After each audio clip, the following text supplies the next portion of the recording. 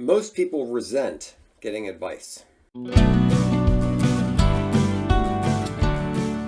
everybody, my name is Greg Crable and this is my podcast, Something I Learned Yesterday, where I take one issue, mostly from the world of publishing, and try to explain it in 3 or 4 minutes. Is it a good idea to give advice? I heard a discussion about psychology and therapy, and the psychologist in the discussion said it's not a good idea to give advice, which surprised me a little because I think this guy gives a lot of advice. But he gave 2 reasons why you shouldn't give advice. First, people resent advice and usually don't follow it. Second, even if they do follow your advice, and if they improve their lives or their business or whatever as a result, you've stolen the win from them. It's now your victory to some extent and not as much a victory for them. I think that's an important point because it sheds some light on why people love to give advice. It's a little disturbing to think about it this way, but when you're giving advice in a small way, you're taking a little bit of the credit for someone else's success. And that's a little twisted.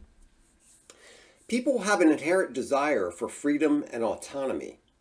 When advice is perceived as an assault or a challenge to their autonomy, people resist it. This is very relevant in a professional setting where a sense of ownership of your work and your decisions are part of your professional value. So what can you do instead that's both effective and not egotistical or creepy? I have a friend who's a theology professor, and I know his perspective on things fairly well. He was teaching a class at a nearby school, so I asked if I could audit it and sit in. I knew that he had a particular opinion related to the kingdoms of Israel and Judah, but throughout the entire class, he never mentioned them. He kept beating around the bush, kind of dropping hints. If you were paying attention, and if you had half a working brain, you'd figure it out. You'd make the connections and come to the conclusion that he wanted you to come to, but he wasn't going to feed it to you. He wanted you to do the mental work. Adults are more likely to engage with and retain information when they're actively participating in the discovery process. So what do we do with this? How does that apply to management? How can you encourage employees to do the mental work to come to the conclusion you want them to come to without hand feeding it? One possibility is to be Socratic about it. Ask open-ended questions and give the employee room to make his own conclusions. Now, how does this apply to consulting? Consultants are supposed to give answers. They're supposed to solve things.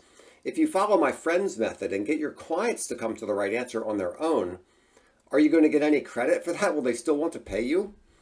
Perhaps consultants should focus on workshops or sessions that guide their clients through the problem-solving process. Provide tools and frameworks and mental models and such that help the client to discover the best course of action on their own. In both cases, focus on building the mindset and the capacity to help people answer questions and problems in the future.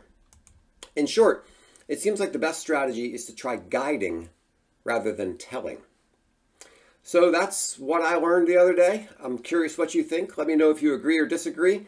And if I can help you in any way with your business, please give me a call. You'll see my contact information on the next page. Thanks so much.